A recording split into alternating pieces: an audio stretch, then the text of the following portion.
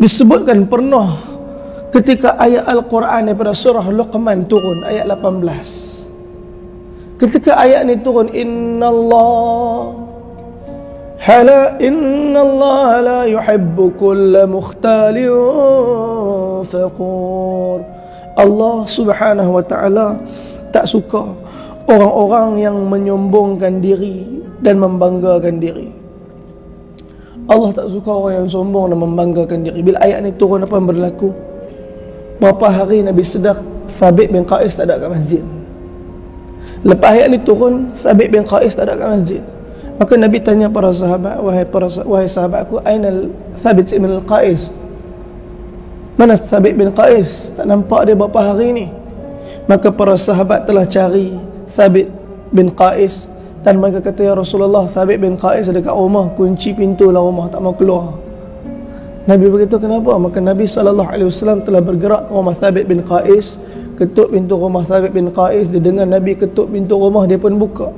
Dalam keadaan ketakutan, pucat wajah dia, Nabi tanya, wahai Thabit, kenapa tak datang masjid? Berapa hari kami cari kamu dan kamu tak ada di masjid? Kata Thabit bin Qais, ya Rasulullah, turun ayat Al-Quran berkenaan dengan Allah tak suka orang yang menyombong dan membanggakan diri ni. Wahai Rasulullah, aku sebahagian daripada orang-orang tu. Aku ialah orang pemimpin di kalangan orang-orang Khazraj. Aku rasa aku lebih daripada orang lain. Aku suka dengan pakaian yang cantik, kasut yang baik. Wahai Rasulullah, aku rasa aku di kalangan mereka. Tuan-tuan, dia kunci pintu sebab dia rasa dia orang yang banggakan diri, dia orang yang sombong. Sebab dia suka pakai baju cantik, kasut cantik, dia rasa dia orang yang sombong dan bangga diri. Nabi SAW bila dengar jawapan tu, Nabi tersenyum. Nabi SAW berkata, innaka lasta minhum bal ta'ishu hamidan wa tuqtalu syahidan wa yudkhilka Allahul jannah. Nabi beritahu pada dia, sesungguhnya kamu bukanlah di kalangan mereka, yakni orang yang disebutkan oleh Allah dalam ayat tu, tapi kamu akan hidup dalam keadaan terpuji, kamu akan mati dalam keadaan syahid, dan kamu akan dimasukkan ke dalam syurga Allah Subhanahu wa ta'ala. Sahabat bila Nabi sebut, mereka cukup ambil berat in detail perkataan Nabi. Kalau Nabi kata mati syahid, maka mereka faham, mereka pasti mati syahid. Berita ni jadi satu berita yang gembira untuk Sayyidina Thabit bin Qais, kerana dia yakin lepas pada perkataan tu pasti dia akan mati syahid. Tak lama tuan-tuan, turun pula daripada surah Al-Hujurat ayat yang kedua berkenaan dengan Allah perintahkan, wahai orang-orang yang beriman, janganlah kamu meninggikan, mengeraskan suara kamu melebihi suara Rasulullah sallallahu alaihi wasallam.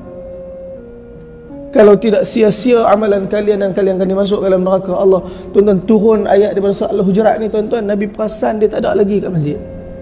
Mana Sayyidina Thabit bin Qais? Tak ada lagi kat masjid. Maka para sahabat diperintahkan untuk cari Thabit.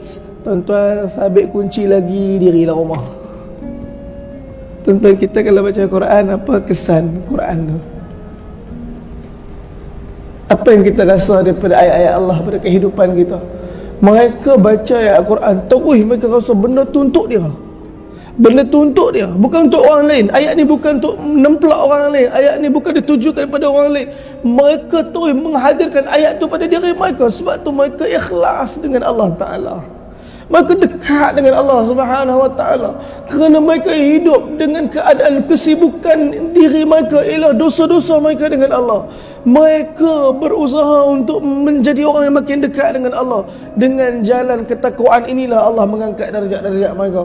Tuan-tuan, Nabi SAW bila dengar macam tu, Nabi pergi lagi rumah Sayyidina Thabit, ketuk pintu. Maka Nabi tanya, wahai Thabit, kenapa kamu kunci rumah? Kenapa kamu duduk dalam rumah? Thabit sebagai ya Rasulullah, telah turun ayat sekian. Wahai Rasulullah, aku ni sentiasa meninggikan suara dan mengeraskan suara lebih daripada suaramu, wahai Rasulullah. Tuan-tuan, suara Nabi ni suara yang cukup lunak. Kalau dengar sedap, kalau dengar cair, kalau dengar rasa sayang sangat. Tapi Thabit bin Qais ni suara dia keras, kuat, lantang. Bila turun ayat ni, dia rasa ayat ni kena kat dia. Tuan-tuan, Nabi SAW bila dengar, Nabi tersenyum lagi. Kerana dia kata, ya Rasulullah, sia-sialah semua amal aku, pasti aku masuk neraka. Nabi kata, innaka lasta minhum bal ta'ishu bi khairin wa tamutu bi khairin wa tadkhulul jannah. Wahai Qais, wahai Thabit ibn al-Qais, kamu bukanlah di kalangan mereka. Kamu hidup dengan keadaan kebaikan, dan kamu akan mati dengan cara yang baik, dan kamu akan dimasukkan oleh Allah dalam syurga. Tuan-tuan, walaupun Nabi sebut macam tu, lepas pada hari itu, kalau dia bercakap dengan Nabi, dia akan bercakap pelan-pelan. Dia akan bisik sampai kan Nabi SAW terpaksa tanya kali kedua, apa yang Thabit cakap ni? Kenapa dia takut lepas pada hari itu suara dia lagi tinggi pada suara Nabi SAW. Ini keadaan para sahabat. Dia ikut Nabi berperang daripada peperangan Uhud dan peperangan seterus-terusnya sehinggalah wafat Nabi SAW.